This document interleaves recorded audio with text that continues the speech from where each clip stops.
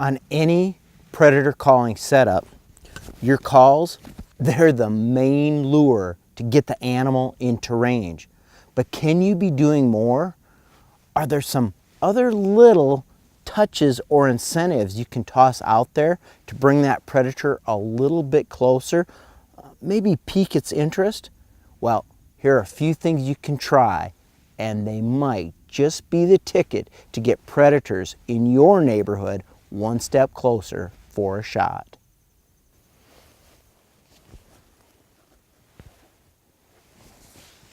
All right, we talked about using predator calls to bring an animal in close, but do you really want to just put all your eggs in one basket? How about we create the grand illusion? We're going to use calls, we're going to have a visual element, and how about throwing some scent out there as well? These three things, they create a beautiful picture that predators are going to have a hard time to ignore. So first, your calls. If you're going after bobcat, gray fox, red fox, a prey in distress probably works the best. And if you're going after coyotes, well, you can use prey in distress and coyote vocalizations. Then when it comes to the decoy though, you got to be smart. If you're going after those smaller predators, you probably don't want a bigger predator decoy out there. So those furry, electronic, motion type decoys that look like a prey in distress kind of flopping around the field, that's a great decoy to use. Now if you've got coyotes on the mind and you're using a little bit of coyote vocalization or not, a coyote decoy works great. That way when a coyote comes in, it's either going to want to come in and have a confrontation with this coyote or just kind of make a big move around it to see what's happening and what's for dinner. Lastly, scents.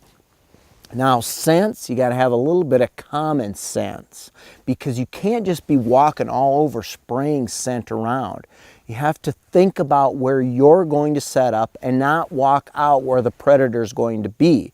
And if you have to move around, wear rubber boots and spray down good with a scent eliminating spray.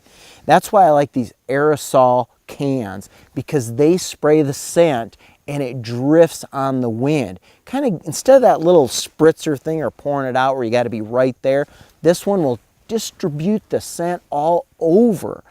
That's a good thing, and you don't have to leave your scent while you're doing it.